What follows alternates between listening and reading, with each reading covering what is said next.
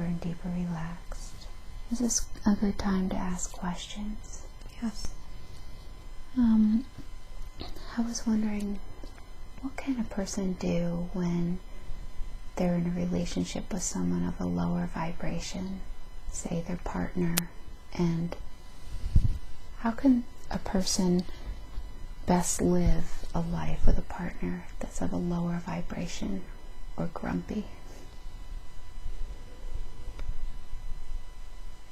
There is a trick for this, and that is not paying attention to that which brings them down. Mm-hmm. And there is no way to change a person or their vibration, Mm-hmm. but there are methods for looking for them to see the example of you, Mm-hmm. and for them to change what they want in their life based on what you are showing them. It can be very tricky because it can come off as manipulation if it's not done the right way. Can you tell me how to do it? It has to be done in a very passive way that lets people feel that they are actually seeing it and choosing and making the changes for themselves and are responsible for that. There has to be a level of control for them. Mm-hmm. And one of the best things you can look at is what they do enjoy, what makes them happy genuinely, and to promote more of that for them. Mm-hmm. But this can be a very tricky place because you cannot form people to your ideals. Mm-hmm. You can only see the best in them, Mm-hmm. and try to create more of that around them so they are more comfortable and willing to transition on their own.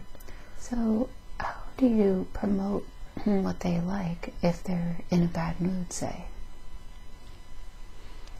Unless they're always in a bad mood, there are always things that people will look at and like and want or bring back positive memories. Mm-hmm. And it's a matter of starting there in the place of least resistance with them before tackling something as big as changing their demeanor. Oh, I see. Can you tell me more about that? I think so. It all depends on who it is as well. I think the closer they are to you, the harder it is to do, Mm-hmm. because there is a lot of familiarity there. Mm-hmm. And you said that for the person that is of a higher vibration, they should focus on something else. Focus on something else that doesn't remind them of the person's downfall, of their negativity. Mm-hmm. Try to see them only in their best light, even when they are at that. Because when they are in that mood, they are not themselves. So to not see them as that, to refuse to see them as that, leaves you with only one perception of them, and you will begin to only see them in that perception again. Oh, that's really good advice. Can you tell me more? It's a matter of focusing on certain memories and certain perspectives of that person where you just see them in their best, their best light, their best moments. Okay. And what you know could be the best for them.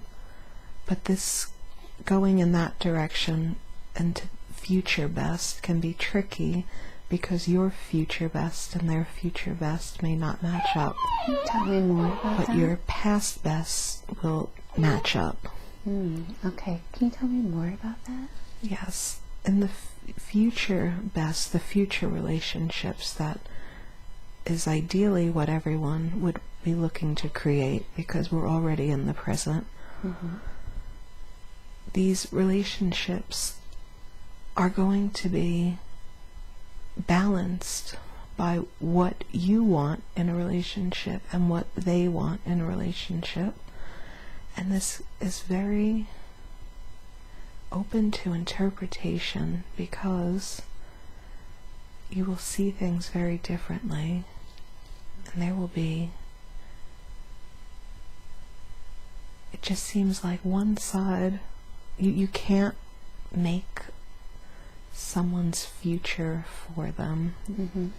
You can share in their vision, but you can't make their vision. Okay. So perhaps getting them in a good mood and seeing truly what they feel about their future vision and sharing that and feeling that with them, and then taking it from there and choosing to only see that person even when they are frustrating and wallowing. Okay. And to hold that above all as you deal with them. And over time, you will only begin to see this agreed upon future vision of the person that is based on yours and their, I want to say almost like rules, or their painting of themselves. Okay. Well, what about venting if you have a partner that comes home, like many women do, and just vents a lot of things that are negative? Does that affect a person? I think it has its benefits. It does affect, but at the same time, there could be something there for you to pull from. Look beyond what they're venting about and see why that bothers them so much. Beyond the situation, why would it trigger something? Why would that affect or hurt them? Okay. And to dig around on your own a little bit there and to see if it will help you. Anything else you want to say about that? I don't think it will be something that would stop. But I think it would be something that would turn from negative to turning it around to a positive quickly as you get better at it. Okay. And it's a matter of just working that situation, of being able to listen but redirect after you understand where it's truly coming from. Thank you. Anything else about that?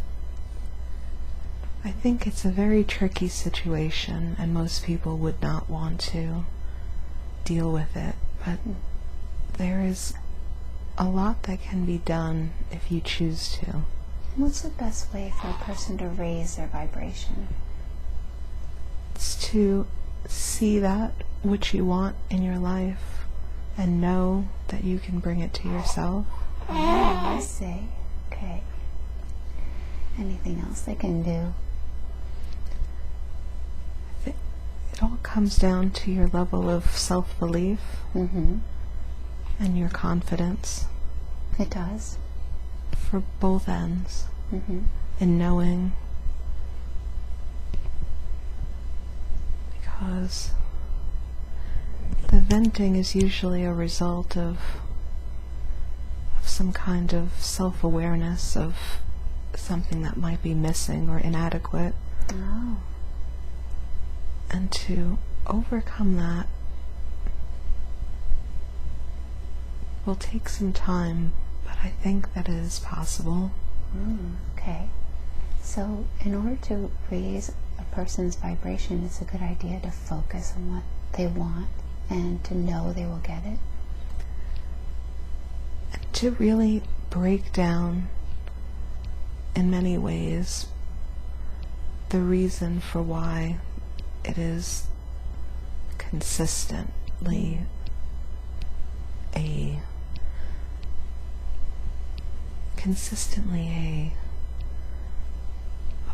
bad situation, or a negative vibration. Okay. There it is. All right. There has to be a breaking away from it when they realize there is no longer a need for it, Okay. and something to replace itself with it. But this is it feels very complicated. Okay. Tell me more. There can only be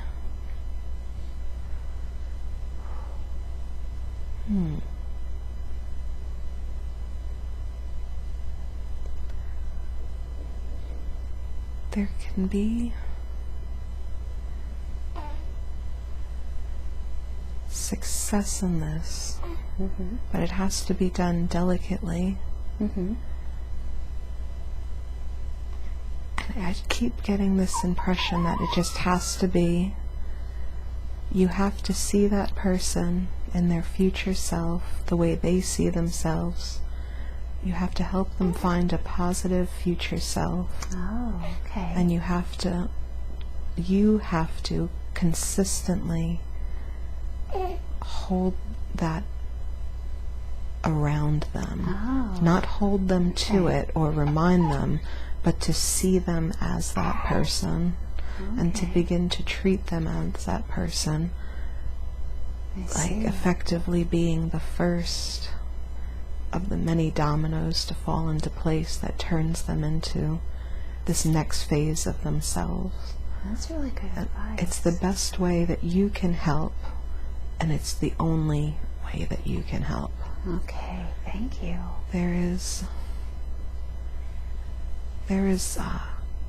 healing powers in holding someone's vision of themselves. Tell me more about that. There is it feels like a very ancient practice that even Jesus might have touched on, that I've understood, is holding that person in the vision of their most beneficial future that is agreed upon. Okay. Not what you want for them, but what they want for them, that you have understood. So you have to first understand what they want for themselves? Yes. And it can't be what you want for them. No. And you hold that vision of them around them? Yes. And can you tell me more? And you consistently hold it around them, even when they are venting and at their spiraling downward moments. You will still listen, but you will hold that vision of them. Okay. All right. As that person, and they will have no choice but to begin to invoke it.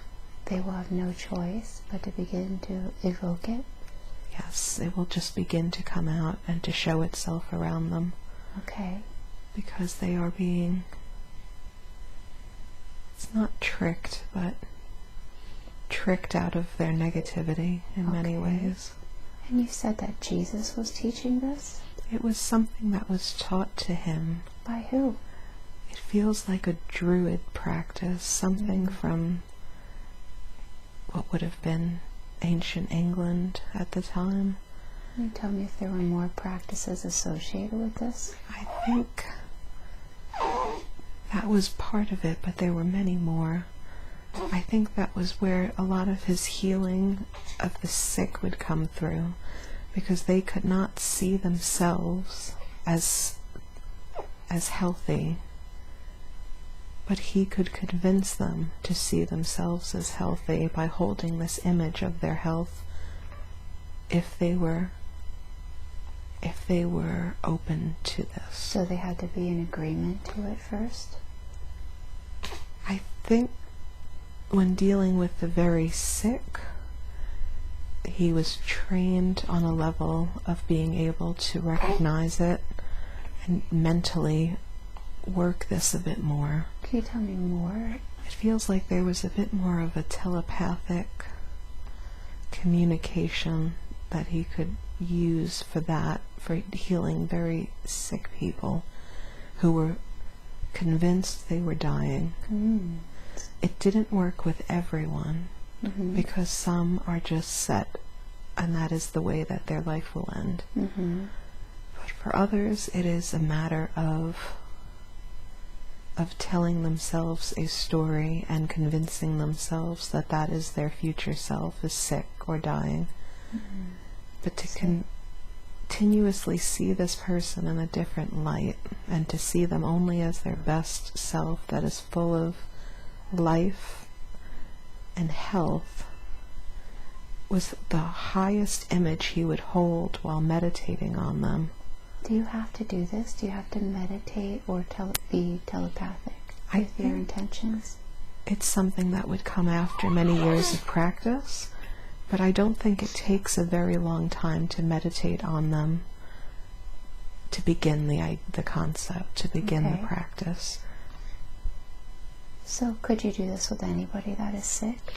You could try with anybody that is sick, and those who are willing to open up to this idea will open up to it, and those who have chosen for that to be their end will not respond to it. Oh, I see. Okay. But it gives them the option. And who taught Jesus? The Druids? And who taught those people? The Druids have been around a lot longer than many of the other ethnic groups of the area. Okay. They were passed down this information from a smaller subset of people that came here and were seated here. I think this is very old. Can you access more information?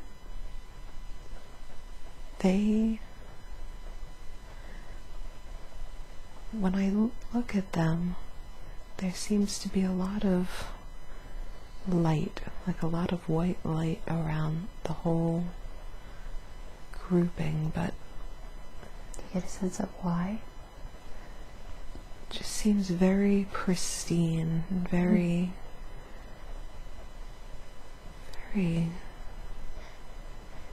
ahead of their game. Oh, okay. So they were closer to the... They had knowledge from the seating? Is that what you mean? I believe so. It seems that there was still an element of healing and understanding that they had, but they were a smaller group of people that grew in numbers but kept their numbers small. Okay. That was... Could you access more of that information that they had? I believe so. What else did they teach besides the healing? There seemed to be controlling of the energy that would come out of the body, Tell me more through about the that. hands. I could feel like something pulse from my fingertips. Tell me more. It seems that they were able to charge themselves and possibly put their hands on others and help heal them like that. Like a very early form of like healing energy from one body to the next. Can you tell me the process? I think it involved touching some type of crystal or stone at first, laying your hands on it and absorbing that energy, and then seeing the person in question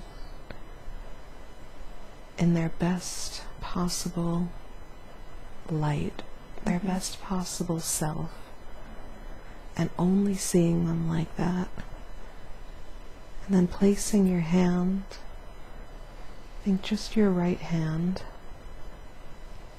and the fingertips possibly, only onto the area that was the area in question, the complaint, the illness. And then I feel the eyes would roll to the back of the head. Of the patient? Of the healer. Okay. Why? Why would they roll to the back of the head? I think it's part of like a trance you go into. Okay. The eyes would go back, but they would shut. I think the head would tilt backwards a bit.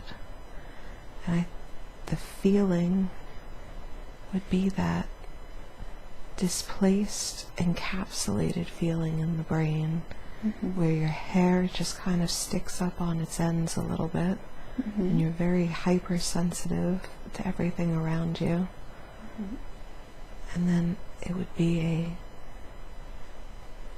you would feel these sparks go out of your fingertip into that person, and it would begin to negate whatever the illness was, as long as the person was willing to see themselves as getting better, as healing, as healed. If they were not interested, it would not happen. Thank you. Would this work?